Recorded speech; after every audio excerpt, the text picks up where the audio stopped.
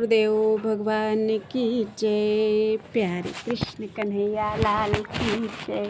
श्रीमद् देवी भागवत महापुराण। देवी भागवत में 5वां स्कंद कल पूरा हो गया था। आज 6वें स्कंद से 6वें स्कंद का पहला अध्याय। ओम श्री जगदम्बिकायै नमः। ओम ऐं ह्रीं क्लीं चामुण्डायै विच्चै। श्रीमद् देवी भागवत महापुराण षष्ठः स्कंधः अथ प्रथमो अध्यायः। त्रिसरा की तपस्या से चिंतित इंद्र द्वारा तपभंग हेतु अप्सराओं को भेजना। ऋषिगण बोले, हे महाभाग सूत जी, आपकी वाणी रूपी अत्यंत मधुर सुधा का पान करके अभी हम संतृप्त नहीं हुए। कृष्ण द्वैपायन वेदव्यास जी ने जिस उत्तम श्रीमद् देवी भागवत महापुराण का प्रणयन किया है, उस पुराण की मंगलमयी वेद वर्णित मनोहर प्रसिद्ध और पापों का नाश करने वाली कथा को हम आपसे पुनः पूछना चाहते हैं। त्वष्टा का वृत्तासुर नाम से विख्यात पराक्रमी पुत्र महात्मा इंद्र के द्वारा क्यों मारा गया? त्वष्टा तो देव पक्ष के थे और उनका पुत्र अत्यंत बलवान था। ब्राह्मण वंश में उत्पन्न उस महाबली का इंद्र के द्वारा क्यों वध किया गया? पुराणों और शास्त्रों के तत्वज्ञ लोगों ने देवताओं को सत्वगुण से, मनुष्यों को रजोगुण से और पशु पक्षी आदि तिर्यक योनियों को तमोगुण से उत्पन्न कहा है, परंतु यहाँ तो महान विरोध प्रतीत होता है कि बलवान वृत्तासुर 100 यज्ञों के कर्ता इंद्र के द्वारा छलपूर्वक मारा गया और इसके लिए भगवान विष्णु द्वारा प्रेरणा दी गई, जो कि स्वयं महान सत्वगुणी हैं तथा वे परम प्रभु छलपूर्वक वज्र में प्रविष्ट हुए। संधि करके उस महाबली वृत्त को पहले आश्वस्त कर दिया गया, किंतु पुनः विष्णु और इंद्र ने सत्य अर्थात संधि की बात को छोड़कर जल के फेन से उसे मार डाला। हे सूत जी, इंद्र और विष्णु के द्वारा ऐसा दुस्साहस क्यों किया गया? महान लोग भी मोह में फंसकर पाप बुद्धि हो जाते हैं। श्रेष्ठ देवगण भी घोर अन्याय मार्ग के अनुगामी हो जाते हैं, जबकि सदाचार के कारण ही देवताओं को विशिष्टता प्राप्त है। इंद्र के द्वारा विश्वास में लेकर वृत्तासुर की हत्या कर दी गई। ऐसे विशिष्ट धर्म के द्वारा उनका सदाचार कहाँ रह गया? उन्हें इस ब्रह्म हत्या जनित पाप का फल मिला या नहीं? आपने पहले कहा था कि वृत्तासुर का वध स्वयं देवी ने ही किया था। इससे हमारा चित्त और भी मोह में पड़ गया।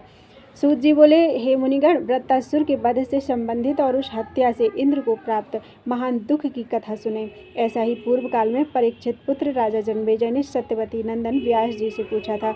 तब उन्होंने जो कहा था उसे मैं कहता हूँ। जन्मेजय बोले, हे मुने, सत्वगुण से संपन्न इंद्र ने भगवान विष्णु की सहायता लेकर वृत्तासुर को पूर्व काल में छलपूर्वक क्यों मारा? देवी के द्वारा उस दैत्य का क्यों और किस प्रकार वध किया गया?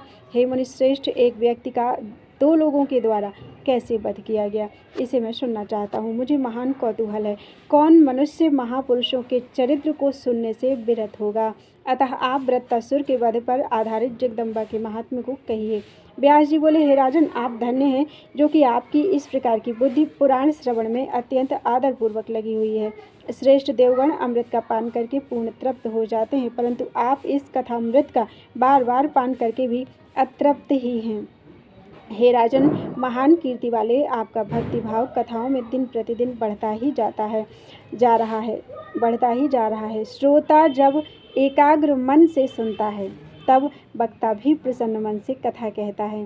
पूर्व काल में इंद्र तथा वृत्तासुर का जो युद्ध हुआ था और निरपराध शत्रु वृत्तासुर का वध करके देवराज इंद्र को जो दुख प्राप्त हुआ था, वह वेद और पुराण में प्रसिद्ध है। जब माया के बल से मुनिगण भी मोह में पड़ जाते हैं तो और वे पाप भीरु होकर निरंतर निंदनीय कर्म करने लग जाते हैं, तब हे राजन, विष्णु और वज्रधारी इंद्र ने छल से त्रिसरा और वृत्तासुर का वध कर दिया, तो इसमें आश्चर्य की क्या बात है? सत्वगुण के मूर्तिमान विग्रह होते हुए भी भगवान विष्णु ने जिनकी माया से मोहित होकर सदैव छलपूर्वक दैत्यों का संहार किया, तब भला ऐसा कौन प्राणी होगा जो सब लोगों को मोह में डाल देने वाली उन भगवती भवानी को अपने मनोबल से जीतने में सक्षम हो सके? भगवती की ही प्रेरणा से नर ऋषि के सखा नारायण भगवान अनंत हजारों योगों में मत्स्य आदि योनियों में अवतार लेते हैं और कभी अनुकूल तथा कभी प्रतिकूल कार्य करते हैं। यह मेरा शरीर है, यह मेरा धन है, यह मेरा घर है, ये मेरे स्त्री पुत्र और बंधु बांधव हैं। इस मोह में पड़कर सभी प्राणी पुण्य तथा पाप कर्म करते रहते हैं, क्योंकि अत्यंत बलशाली माया गुणों से वे मोहित कर दिए गए हैं। हे राजन, इस प्रकार कार्य और कारण का विज्ञ कोई भी व्यक्ति उन जगदम्बा की माया के मोह से छुटकारा नहीं पा सकता, क्योंकि भगवती महामाया के तीनों गुणों से मोहित होकर वह पूर्ण रूप से सदा उनके अधीन रहता है। इसलिए उन्हीं देवी की माया से मोहित होकर अपना स्वार्थ साधने में तत्पर रहने वाले विष्णु और इंद्र ने छलपूर्वक वृत्तासुर को मार डाला। हे पृथ्वी पते, अब मैं वृत्तासुर और इंद्र के पारस्परिक पूर्व बैर के कारण की कथा कहता हूँ। देवताओं में श्रेष्ठ त्वष्टा नाम के एक प्रजापति थे। वे महान तपस्वी, देवताओं का कार्य करने वाले, अति कुशल तथा ब्राह्मणों के प्रिय थे। उन्होंने इंद्र से द्वेष के कारण 3 मस्तकों से संपन्न एक पुत्र उत्पन्न किया, जो विश्वरूप नाम से विख्यात हुआ। वह परम मनोहर रूप वाला था। अपने 3 श्रेष्ठ तथा मनोहर मुखों के कारण वह अत्यंत शोभा संपन्न दिखाई देता था। वह मुनि अपने 3 मुखों से 3 भिन्न भिन्न कार्य करता था। वह एक मुख से वेदाध्ययन करता था, एक मुख से मधुपान करता था और तीसरे मुख से सब दिशाओं का एक साथ निरीक्षण करता था। यह त्रिशरा भोग का त्याग करके मृदु, संयमी और धर्मपरायण तपस्वी होकर अत्यंत कठोर तप करने लगा। ग्रीष्म काल में पंचाग्नि तापती वृक्ष की डाली में पैर के बल अधोमुख लटके रहते एवं हेमंत और शिशिर ऋतु में जल में स्थित रहते थे। सब कुछ त्याग करके जितेंद्रिय भाव से निराहार रहकर उस बुद्धिमान त्रिशरा ने मंदबुद्धि प्राणियों के लिए अत्यंत दुष्कर तपस्या आरंभ कर दी। उसको तप करते देखकर सचीपति इंद्र दुखित हुए। उन्हें यह विषाद हुआ कि कहीं यह इंद्र न बन जाए। उस अत्यंत तेजस्वी विश्वरूप का तप, पराक्रम और सत्य देखकर इंद्र निरंतर इस प्रकार चिंतित रहने लगे। उत्तरोत्तर वृद्धि को प्राप्त होता हुआ यह त्रिशरा मुझे ही समाप्त कर देगा।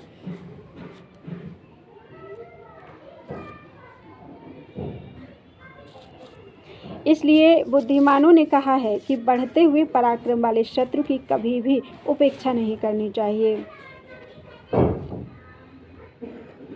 इसलिए इसके तप के नाश का उपाय इसी समय करना चाहिए। कामदेव तपस्वियों का शत्रु है, काम से ही तप का नाश होता है, अतः मुझे वैसा ही करना चाहिए जिससे यह भोगों में आसक्त हो जाए। ऐसा मन में विचार कर बल नामक दैत्य का नाश करने वाले उन बुद्धिमान इंद्र ने त्वष्टा के पुत्र त्रिशरा को प्रलोभन में डालने के लिए अप्सराओं को आज्ञा दी। उन्होंने उर्वशी, मेनका, रंभा, घृताची, तिलोत्तमा आदि को बुलाकर कहा, अपने रूप पर गर्व करने वाली हे अप्सराओं, आज मेरा कार्य आ पड़ा है।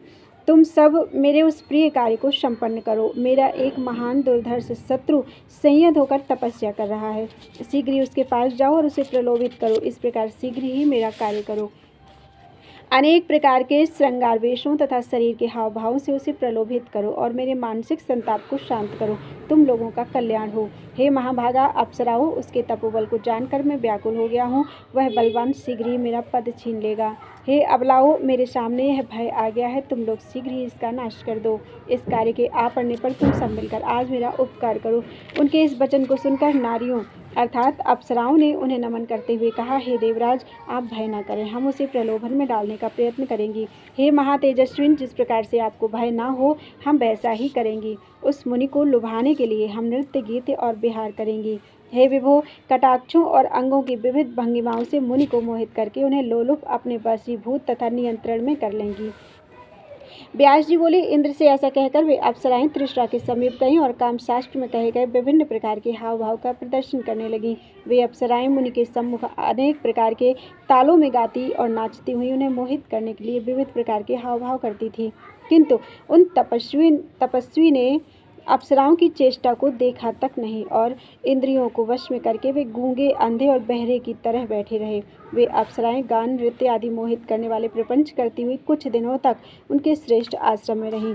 जब उनकी काम चेष्टाओं से मुनि त्रिशरा का ध्यान विचलित नहीं हुआ, तब वे अप्सराएं पुनः लौटकर इंद्र के सम्मुख उपस्थित हुईं। अत्यंत थकी हुई, दीन अवस्था वाली, भयभीत और उदास मुख वाली उन सब ने हाथ जोड़कर देवराज इंद्र से इस प्रकार कहा, हे देवदेव, हे महाराज, हे विभो, हमने महान प्रयत्न किया, परंतु हम उस दुर्धर्ष मुनि को धैर्य से विचलित करने में समर्थ नहीं हो पाए।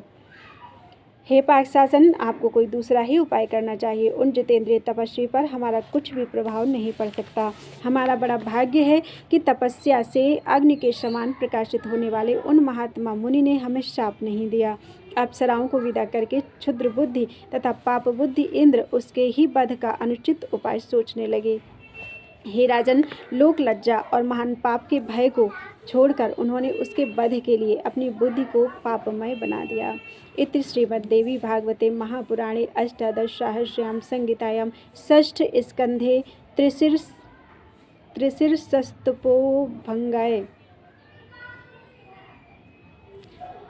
तिसरः तपोभंगाय देवराजेंद्र द्वारा नानोपायो चिंतन वर्णनम नाम प्रथमो अध्याय।